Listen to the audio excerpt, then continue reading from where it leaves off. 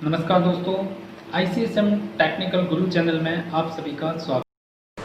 चलिए अब हम आगे की बात करते हैं। जैसा कि मैंने आपको लास्ट क्लास में प्रीवियस क्लास में बताया था यूजेस ऑफ कंप्यूटर, तो उसके आगे हम नेक्स्ट जो सेकंड चैप्टर है अब हम उसकी बात कर लेते हैं। इसके अंदर हम आपको बताएंगे, पहले आपका जो टॉपिक है उसमें हार्डवेयर पॉइंट है, आप देखेंगे इसमें हार्डवेयर, जैसा कि मैं आपको पहले भी इसके बारे में थोड़ा सा इंट्रोड्यूस कर चुका हूँ कि हार्डवेयर क्या होते हैं।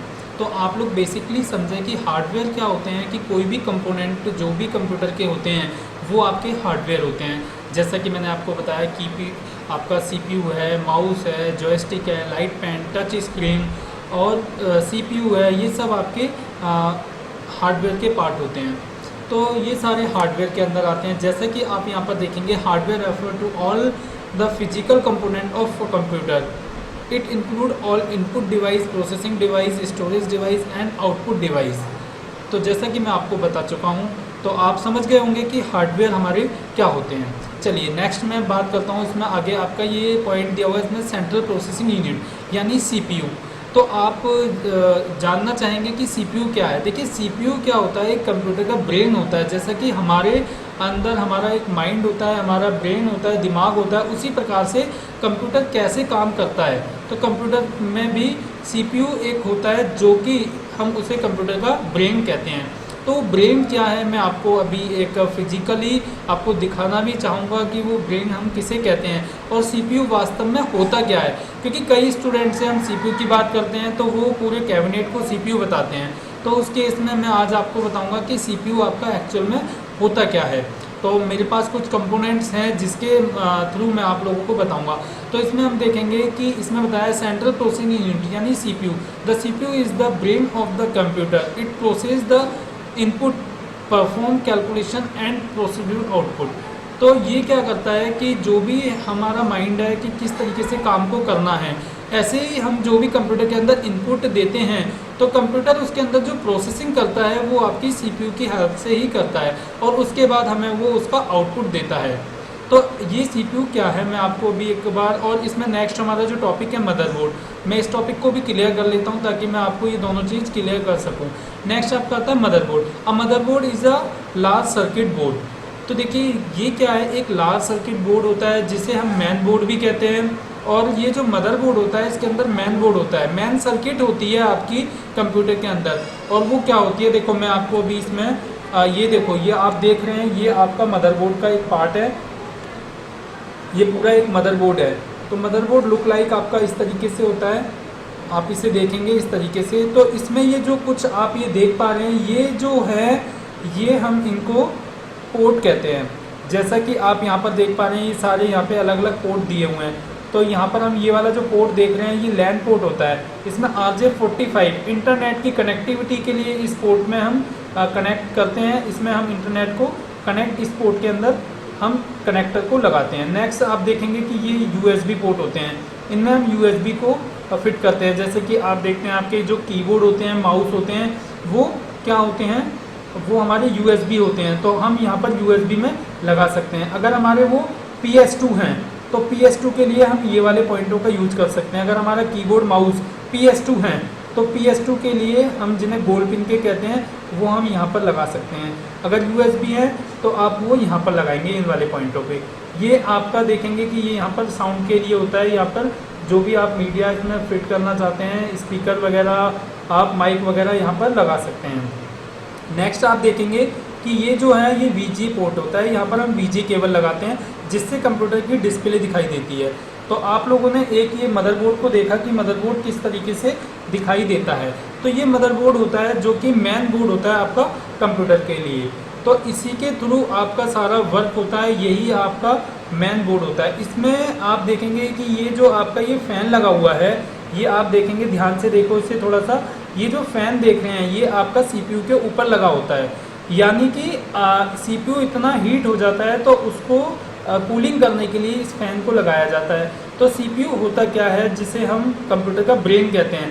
तो आप इसे ध्यान से देखेंगे, मैं इसमें आपको ये क्लियर करना चाहता हूँ और आप भी समझ सकते हैं कि कंप्यूटर का ब्रेन आखिर होता क्या है, हम किसे कंप्यूटर का ब्रेन कहते हैं। तो मैं आपका ये सबसे पहले इसे ओपन करूँगा, इसे निकालूंगा मैं यहाँ से इसे।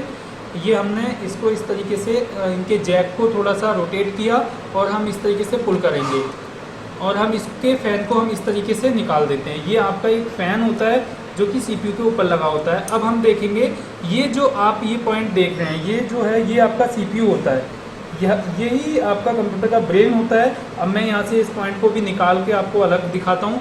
जैसा कि मैंने यहाँ से इस क्लिप को, ये क्लिप को मैंने थोड़ा सा यहाँ से पुश किया और ये इस तरीके से ओपन कर लिया और यहाँ पे हम इसे इस वाले पॉइंट को, ये जो आपकी ये जो चिप है इसको इस तरीके से निकाल लेते हैं।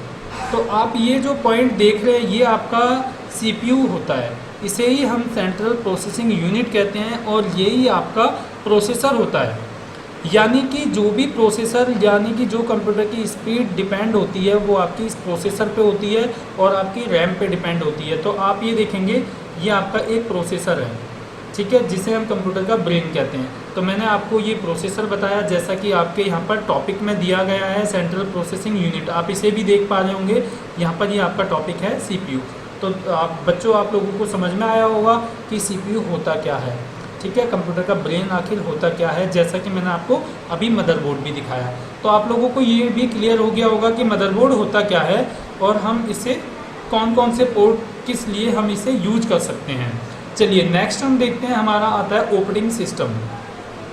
तो हम आपको ऑलरेडी एक इससे पहले जो मैंने वीडियो बनाई थी और मैं इसके डिस्क्रिप्शन में भी उस वीडियो का लिंक दे देता हूं ताकि आप ऑपरेटिंग सिस्टम को अच्छी तरीके से समझ सकें। ऑपरेटिंग सिस्टम क्या होता है? ऑपरेटिंग सिस्टम आपका एज लाइक अ विंडोज़, जैसा कि मैं आपको पहले बता चुका हूं कि जो भी आप फ़ोन यूज करते हैं वो एंड्रॉयड होता है, वो as like part of operating system. तो जो भी विंडोज़ होती हैं उनको भी 2 पार्ट में डिवाइड किया गया है, CUI एंड GUI। तो ये मैं अभी नेक्स्ट आपका टॉपिक है उसमें आपको क्लियर करूंगा, तो आप लोगों को समझ में आ गया होगा कि ऑपरेटिंग सिस्टम क्या होता है। तो ऑपरेटिंग सिस्टम आपकी जो भी विंडोज़ होती हैं कंप्यूटर के अंदर वो आपका ऑपरेटिंग सिस्टम होता है, यानी कि system software. Without operating system can not run any types of application. तो ये आपका ऑपरेटिंग सिस्टम कहलाता है। नेक्स्ट मैं इसके बाद इसमें बात करता हूँ इसमें प्रोग्राम एंड डेटा की। तो देखिए प्रोग्राम्स क्या होते हैं? प्रोग्राम होते हैं कि जो भी आप सॉफ्टवेयर एज लाइक सॉफ्टवेयर, जैसा कि आपका ऑपरेटिंग सिस्टम भी सॉफ्टवेयर है, वो सिस्टम सॉफ्टवेयर है, और ये जो है आपके प्रोग्राम्स हैं ये एप्लीकेशन सॉफ्टवेयर होते हैं। जैसा कि हम लोग MS Word, Excel, PowerPoint, कोल्डो, फोटोशॉप, पेज मेकर, इन सब का ये सब एक तरह से किसके पार्ट हैं? ये सब आपके एप्लीकेशन सॉफ्टवेयर के पार्ट हैं। तो इसमें अगर मैं बात करता हूँ कि जो भी आपके एप्लीकेशन सॉफ्टवेयर के अंदर आते हैं वो कोई भी ऐप्स हो सकती है। जैसे कि आप लोग अपने एंड्रॉयड फ़ोन के अंदर कोई भी गेम डाउनलोड करते हो तो वो आपकी एक एप्लीकेशन हो गई, और जो एंड्रॉयड है वो आपकी एप्लीकेशन है लेकिन वो सिस्टम सॉफ्टवेयर है, यानी वो आपकी ऑपरेटिंग सिस्टम है। और जो भी आपने उसके ऊपर कोई भी गेम को डाउनलोड किया वो आपका क्या होता है? वो आपका एप्लीकेशन सॉफ्टवेयर होता है, जो भी गेम वगैरह आप उसके अंदर ले लेते हैं। चलिए नेक्स्ट मैं इसके अंदर बात करता हूँ इसमें। तो यहाँ पर आप देखेंगे कि डेटा की, डेटा क्या होता है कि जब भी मैं किसी सॉफ्टवेयर के अंदर कोई भी काम करता हूँ, चाहे वो आपका ऑडियो हो, वीडियो हो, टेक्स्ट हो, या कोई भी मेरी फाइल या फोल्डर हो, वो सब हमारे डेटा कहलाते हैं। तो डेटा क्या होता है कि जो डेली बेसिस पे हम कोई भी सॉफ्टवेयर पे काम करते हैं तो वो सब हमारे डेटा के अंदर इंक्लूड होते हैं। तो आप लोगों को डेटा क्लियर हो गया होगा। यानी कि अगर मान लो मैंने MS पावर पॉइंट ओपन किया और मैंने एक प्रेजेंटेशन बनाई, और वो जो मैंने प्रेजेंटेशन बनाई है वही मेरी एक डेटा है, तो हम उसे डेटा कह सकते हैं। तो यानी कि कोई भी फाइल फोल्डर जिसमें आपने कोई काम किया हो, कोई ऑडियो वीडियो क्लिप्स हो, वो सब आपका डेटा के अंदर इंक्लूड होता है और वो आपकी मेमोरी के अंदर जाके सेव होता है, स्टोर होता है। चलिए नेक्स्ट मैं इसमें आपकी बात करता हूँ। हाँ, तो इसमें मैंने आपको बताना है कि प्रोग्राम, ये विंडोज़ के बारे में बताना था कि GUI एंड CUI बेसिस पे होते हैं। तो यहाँ पर हम देखेंगे ये जो GUI है graphical user interface and CUI character user interface, ये विंडोज़ के टाइप हैं। यानी कि विंडोज़ जो ऑपरेटिंग सिस्टम होता है उसके भी ये टाइप हैं, GUI एंड CUI। तो अब हम इसे समझेंगे कि GUI क्या है। देखिए GUI क्या होता है कि कोई भी जो विंडो होती है जिसके अंदर आइकन होते हैं, जिसके अंदर पिक्चर्स होती हैं, जिसको हम अंडरस्टैंड कर सकते हैं और हम उसे समझ लेते हैं, ये यूज़र फ्रेंडली भी होती हैं, तो यानी वो अट्रैक्टिव भी होती हैं। तो जो पिक्चर्स बेस हो गई, वो जो भी ग्राफिकल्स बेस होती हैं, वो विंडोज़ आपकी ग्राफिकल यूजर इंटरफेस होती हैं और CUI कैरेक्टर, यानी कि जो भी ऐसी विंडोज़ जो कमांड बेस पे वर्क करती हैं, जैसे कि लाइनक्स, यूनिक्स, विस्ता, ये लाइनक्स यूनिक्स में आपकी कमांड होती है, तो ये आपकी CUI बेस है। और GUI की बेस की मैं बात करूँ तो विंडोज 7, विंडो XP, विंडो 8, तो ये सारी विंडोज़ आपकी GUI बेस में आती हैं। चलिए नेक्स्ट में अब आपका जो टॉपिक होता है नेटवर्क्स। नेटवर्क्स के अंदर क्या होता है? नेटवर्क्स देखिए, considered a scenario where an organisation has 10 employee. This employees use computer to perform daily task. अब they also need to print data frequently instead of giving each employee a printer which would be expensive. All computer can be connected to a single printer. तो देखिए इसके अंदर जो आपका network बताया है यहाँ पर, इसका मतलब आप बहुत आसानी से समझ सकते हैं कि अगर मान लो हम कोई भी एक ऑर्गेनाइजेशन के अंदर 10 एम्प्लॉय वर्क कर रहे हैं, यानी कि अगर आप कोई भी एक ऑफिस में 10 एम्प्लॉय वर्क कर रहे हैं और 10 को कोई एक कमांड देनी है, प्रिंट कमांड देना चाहता है, अलग अलग दूर दूर पोजीशन पे बैठा है, तो अगर मान लो हम हर किसी पर्सन को एक एक प्रिंटर अलाउ कर दें तो ये बहुत ज़्यादा एक्सपेंसिव हो जाएगा, यानी कि उस ऑर्गेनाइजेशन के लिए उसको मेंटेन करना काफ़ी डिफ़िकल्ट होगा। तो क्यों ना बेटर ऐसा है कि अगर हम 10 कंप्यूटर वो भी नेटवर्क से कनेक्ट करें और उसके बाद में उस प्रिंटर को भी हम 10 सिस्टम से नेटवर्क के थ्रू हम उसे कनेक्ट कर दें, ताकि किसी भी एम्प्लॉय को कोई भी कमांड देनी है तो उस प्रिंटर से प्रिंट आउट निकल सकता है। तो इससे क्या होता है कि हमें 10 प्रिंटर खरीदने की जरूरत नहीं पड़ेगी, एक ही प्रिंटर से आसानी से काम हो जाता है, जो कि नेटवर्क का एक प्लेटफॉर्म है, जो इसके अंदर बहुत यूज़फुल वर्क है नेटवर्क का। जैसा कि मैं आपको बताना चाहूँगा कि हम एक CPU जिसे हम सर्वर बना सकते हैं और उससे हम 10 सिस्टम को चालू कर सकते हैं, 10 मॉनिटर पे स्क्रीन को ला सकते हैं। तो हमें एक CPU को सर्वर बनाना होता है और हम उसको आसानी से काम के रूप में ले सकते हैं।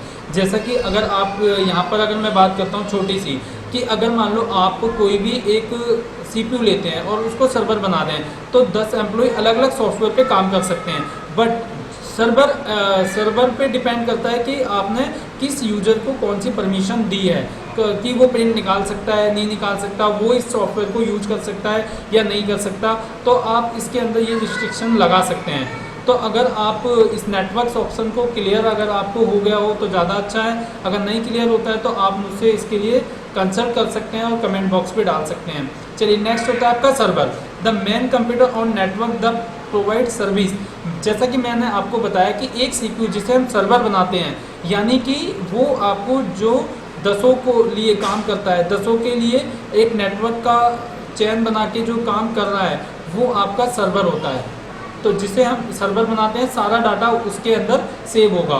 तो अगर ये वीडियो आपको अच्छी लगती है तो हमारे इस चैनल को सब्सक्राइब करें और हमारी इस वीडियो को लाइक करें, ताकि आपके पास नई नई वीडियो जल्द से जल्द आ सकें। तो ये मैंने आपको सेकंड चैप्टर में ये बताया, बाकी नेक्स्ट क्लास में मैं इसके आगे कंटिन्यू करूँगा। जैसा कि आप यहाँ पर देख रहे हैं वर्क स्टेशन, तो ये मैं आपको नेक्स्ट चैप्टर में बताऊँगा। इस वीडियो में इतना ही। Thank you all of you.